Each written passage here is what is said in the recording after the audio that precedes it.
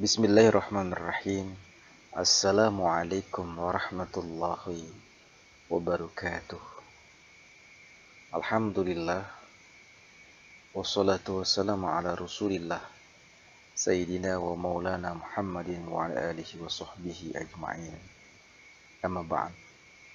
Hadirin sekalian, mari kita awali pertemuan kita pada kesempatan ini dengan sama-sama membaca basmalah. Bismillahirrahmanirrahim. Pertemuan kita kali ini adalah pertemuan yang ke-6, merupakan lanjutan daripada pertemuan yang ke-5 pada minggu lalu, di mana pada minggu lalu kita membahas tentang bab 4, saling menasihati dalam Islam. Fokus pembahasannya yang sudah kita pelajari adalah tentang khutbah, tabligh, dan dakwah. Maka pada kesempatan yang berbahagia ini, fokus pembahasan kita kali ini pada pertemuan yang ke-6 ini adalah bab 5, masa kejayaan Islam, yaitu bab 5, masa kejayaan Islam. Apa saja kompetisi dasar, kemampuan dasar setelah kalian mengikuti pembahasan kali ini? Setidaknya ada 3.9, menelaah perkembangan peradaban Islam pada masa kejayaan. Yang kedua itu adalah menyajikan kaitan antara perkembangan peradaban Islam pada masa kejayaan dengan prinsip-prinsip yang mempengaruhinya.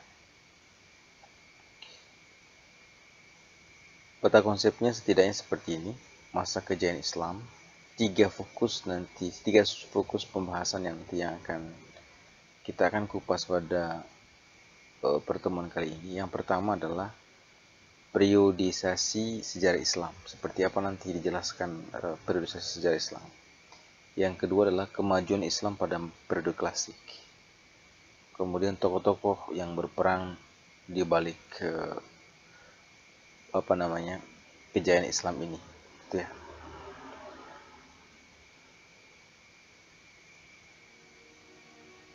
Sebelum kita mulai, tujuan pembelajarannya adalah setelah kalian mengikuti proses pembelajaran ini, peserta didik nanti kalian nanti diharapkan dapat atau mampulah menjelaskan periodisasi sejarah Islam, kemudian kemajuan Islam pada periode klasik, tokoh-tokoh yang berperan pada masa kejayaan Islam. Itu yang pertama. Yang kedua, kalian mampu juga menelaah perkembangan Islam pada masa kejayaan. Yang ketiga adalah menyajikan kaitan antara perkembangan peradaban Islam pada masa kejayaan dengan prinsip-prinsip yang mempengaruhinya. Itu ada 3 tujuan pembelajaran yang nanti kita akan ikuti pada pembahasan kali ini. Realitas kemajuan Islam pada masa kejayaan. Setidaknya gambar ini adalah gambar yang menunjukkan kepada kita bahwa kemajuan Islam pada masa kejayaan begitu luar biasa, di mana pada saat itu sudah ditekuni tentang bidang ilmu ukur, itu sudah. Kemudian juga bukti-bukti sejarah peradaban yang begitu maju pada saat itu, diantaranya adalah Heres de la Frontera. Ini salah satu peninggalan sejarah kaum muslimin yang ada di provinsi Andalusia. Kemudian yang terakhir adalah Masjid Hagia Sophia. Masjid Hagia Sophia yang di Turki, di mana yang baru-baru ini oleh pemerintahan Turki di bawah kepemimpinan Presiden Erdogan mengubah masjid ini yang berapa puluh tahun lamanya itu dia menjadi museum, diaktifkan kembali menjadi sebuah masjid. Bukti-bukti ini adalah realitas kemajuan Islam pada masa kejayaan. Seperti apa periodisasi sejarah Islam?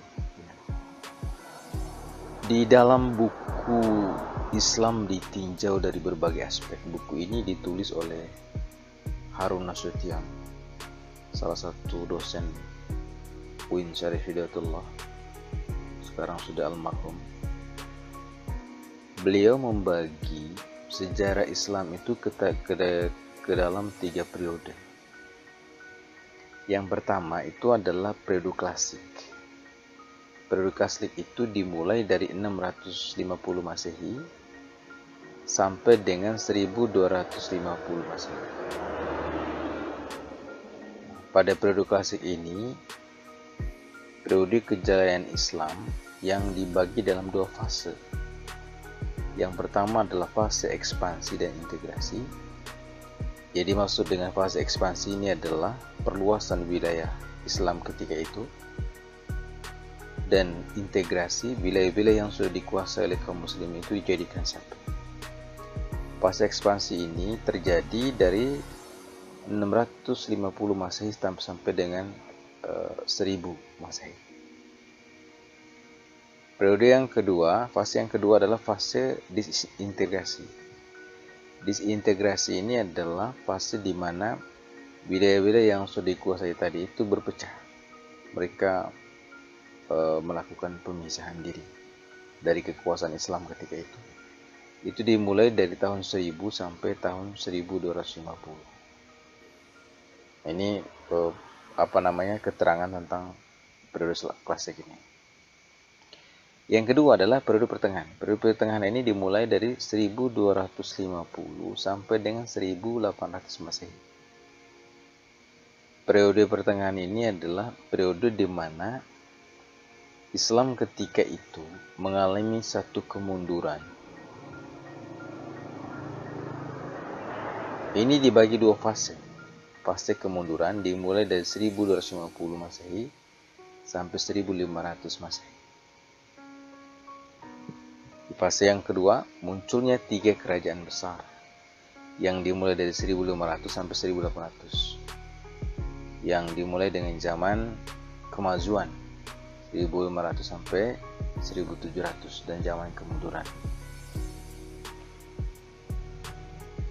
Yang ketiga adalah periode modern. Periode modern ini, adik-adik sekalian, itu dimulai dari 1800 dan seterusnya. Pada periode modern ini, periode kebangkitan umat yang ditandai dengan munculnya para pembaru Islam. Memang dalam satu hadis Nabi SAW itu setiap 100 tahun muncul para pembaru Islam. Lalu seperti apa masa kejayaan Islam sendiri? Masa kejayaan Islam itu adik sekalian itu terjadi pada sekitar tahun 650 Masehi sampai 1250 Masehi. Periode ini disebut dengan periode klasik. Pada periode ini terdapat 2 kerajaan besar. Yang pertama itu adalah kerajaan Umayyah atau Bani Umayyah, atau juga sering disebut dengan Daulah Umayyah. Yang kedua adalah kerajaan Abbasiyah yang sering juga disebut dengan Daulah Abbasiyah. Pada masa Bani Umayyah, perkembangan Islam itu ditandai dengan apa? Meluasnya wilayah kekuasaan, adanya ekspansi wilayah kekuasaan itu yang perlahan itu dikuasai. Kemudian berdirinya bangunan-bangunan sebagai pusat dakwah Islam. Kemudian juga kemajuan pada masa itu juga di bidang politik, bidang keagamaan, bidang ekonomi, bahkan bidang arsitektur, dan terakhir itu adalah bidang militer. Setidaknya ada 2 tanda besar itu. Ditandai dengan meluasnya wilayah kekuasaan.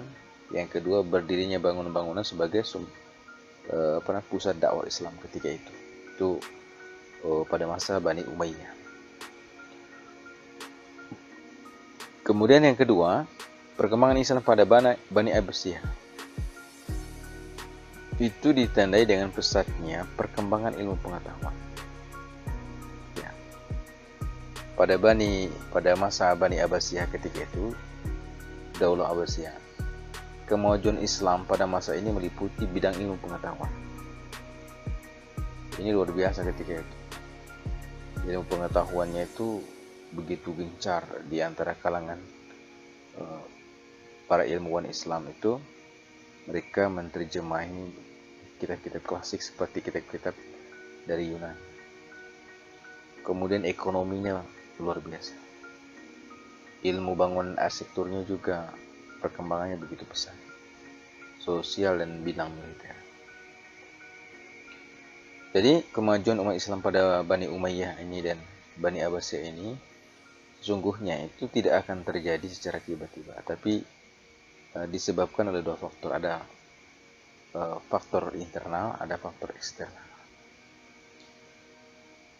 Faktor internal kemajuan ini pertama, konsisten dan istiqomahnya umat kepada ajaran Islam. Ketika itu mereka pegang teguh apa yang diajarkan Al-Quran, mereka pegang teguh. Yang kedua, ajaran Islam yang mendorong umatnya untuk maju, karena banyak sekali ayat Al-Quran itu yang mendorong umatnya untuk maju. Salah satunya adalah motivasi Allah. Allah katakan, Innallah la yughayyiru ma biqaumin hatta yughayyiru ma bi anfusihim. Sesungguhnya Allah tidak akan merubah nasib seseorang sebelum orang itu dia merubah dirinya. Itu dorongan untuk maju. Kemudian Islam itu sebagai rahmat seluruh alam. Ketika itu Islam dia sebagai rahmat dengan cara-cara yang baik, cara-cara yang elegan, cara-cara yang santun. Wa ma arsalnaka illa rahmatan lil alamin. Tidaklah kami mengutus engkau wahai Muhammad kecuali rahmat bagi seluruh alam. Kemudian ketika itu juga faktor internal adalah Islam sebagai agama dakwah sekaligus keseimbangan dalam menggapai kehidupan duniawi dan ukhrawi. Ada Islam menekankan untuk menjaga keseimbangan dunia dan akhirat. Kemudian faktor eksternal. Selain tadi faktor internal, ada faktor eksternal.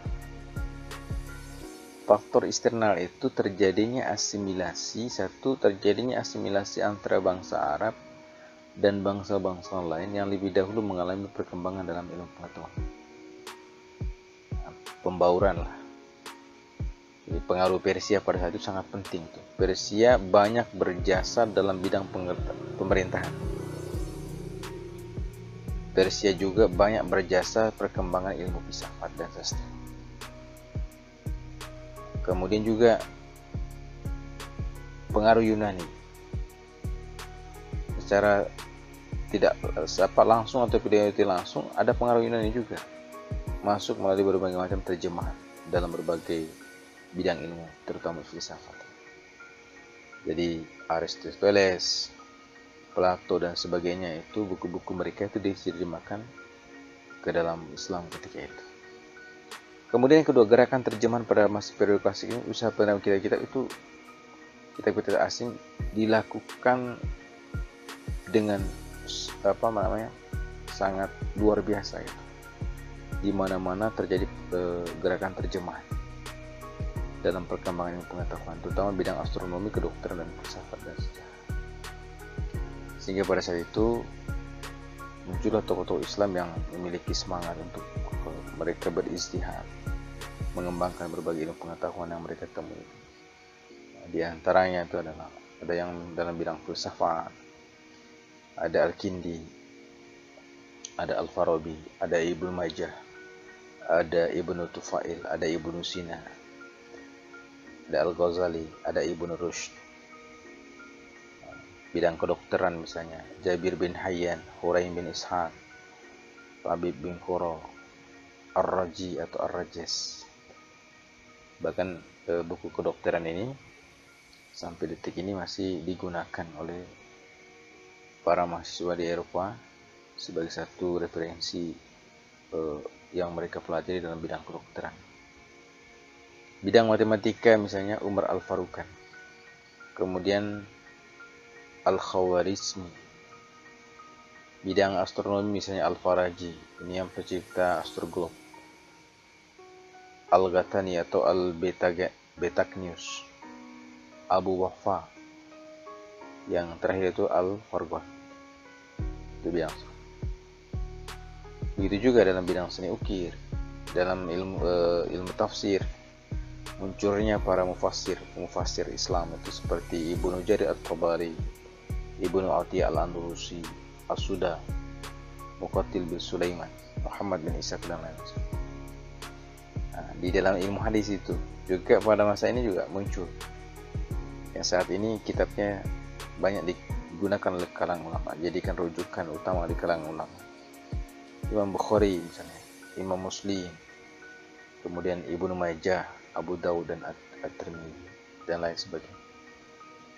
Itu tokoh-tokoh yang punya semangat beristihad, melahirkan beberapa pengetahuan yang ketika itu sangat dipengaruhi oleh pengaruh Persia dan pengaruh Yunani. Kemudian siapa saja tokoh pada masa kejayaan ini?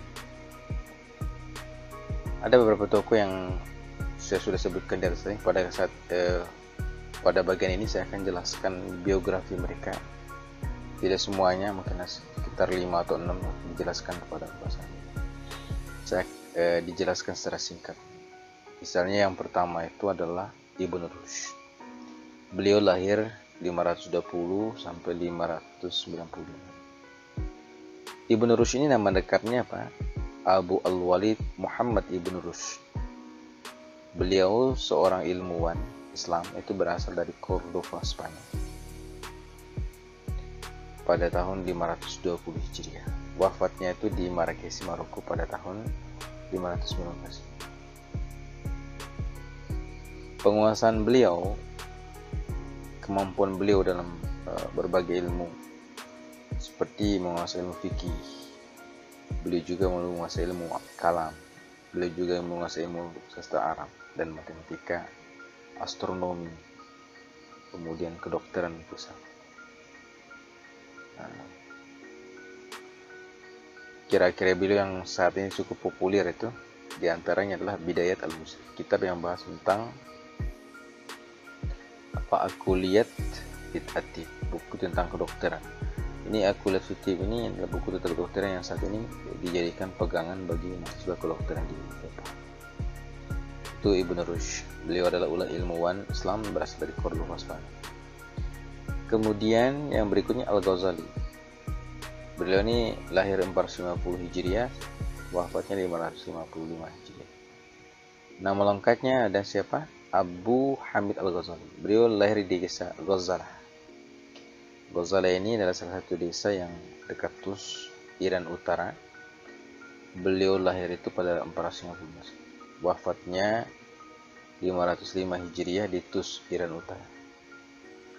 Beliau dididik dalam keluarga yang guru yang zuhud. Hidupnya sederhana, tidak tamak dengan dunia. Beliau belajar di madrasah Imam Al-Juwayni. Setelah beliau menderita sakit, beliau beruzlah, mengasihkan diri dari halayak dengan niat beribadah kepada Allah Subhanahu wa taala. Beliau pun kemudian menjalani kehidupan tasawuf selama 10 tahun di Damaskus, Yerusalem, Mekah dan Madinah, dan terakhir adalah Tus. Yang berikutnya adalah Al-Kindi. Al-Kindi nama lengkapnya Pak Ya'qub bin Ishaq Al-Kindi, lahir di Kufah Madinah ini pada tahun 805 Masehi, wafat di Al-Baghdad, di Baghdad, Irak pada tahun 873 Masehi.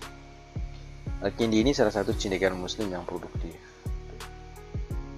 Hasil karyanya beliau itu misalnya dalam bidang filsafat, logika, astronomi, kedokteran, ilmu jiwa, musik, matematika.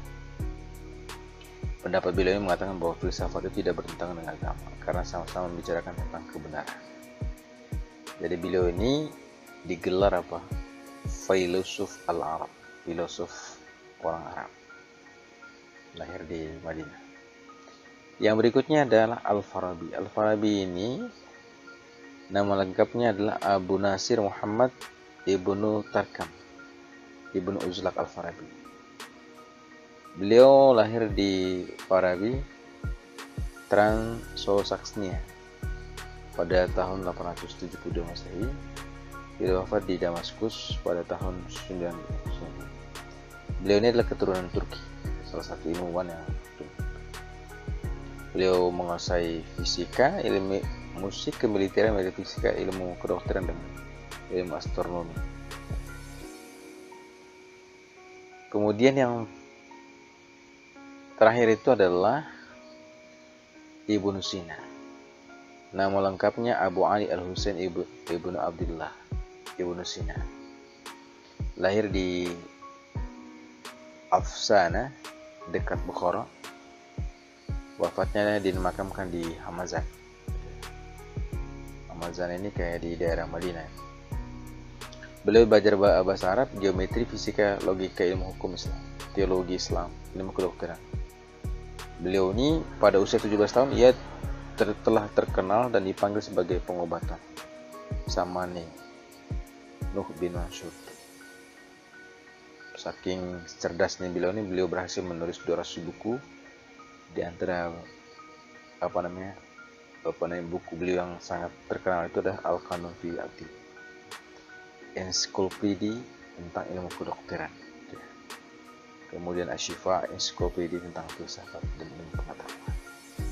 Itu di antara tokoh-tokoh yang terkenal, biografinya punya prestasi yang cukup baik pada masa kejayaan Islam.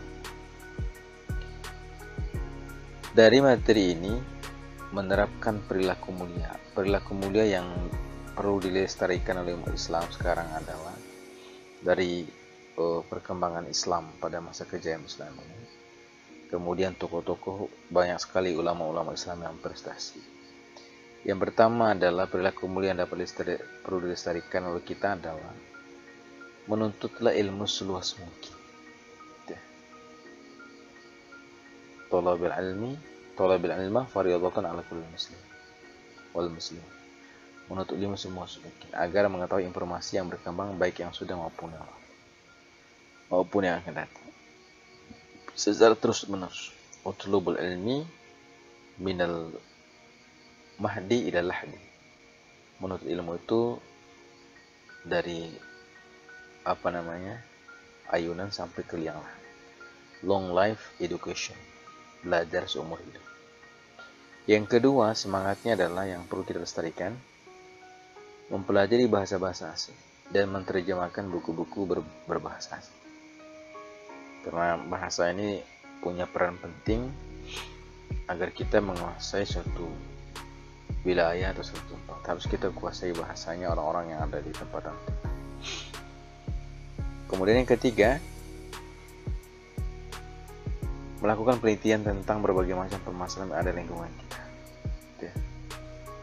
Dengan penelitian ini akan diketahui apa penyebabnya, bagaimana penyelesaian. Selalu itu.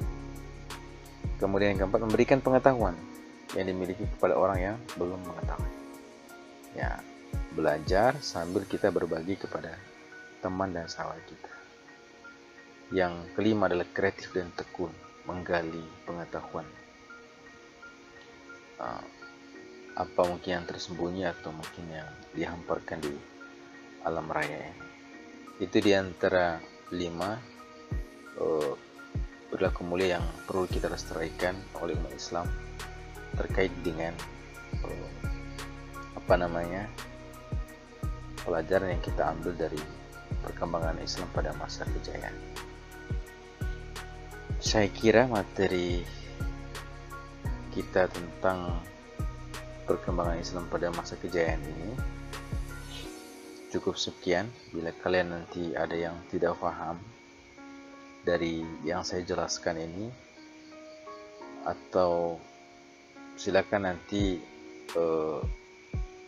tanyakan melalui grup WA di kelasnya masing-masing. Kalau yang SMK Negeri 1 Lombaju, silakan nanti tanyakan di grup WA kelas 11. Kemudian yang kedua, catatan kalian tadi yang sudah kalian catat, saya minta untuk foto catatan itu, kemudian kirim catatan itu ke saya, ke WA saya pribadi. Dan ingat, jangan lupa di atasnya tulis nama dan program. Kenapa ini catatan ini perlu kalian catat dan dikirim? Karena ini sangat penting, bagian daripada evaluasi saya terhadap keaktifan kalian mengikuti proses pembelajaran daring atau online ini. Saya kira demikian dari saya. Kita akhiri dengan sama-sama membaca hamdalah. Wabillahi taufiq wal hidayah. Wassalamualaikum warahmatullahi wabarakatuh.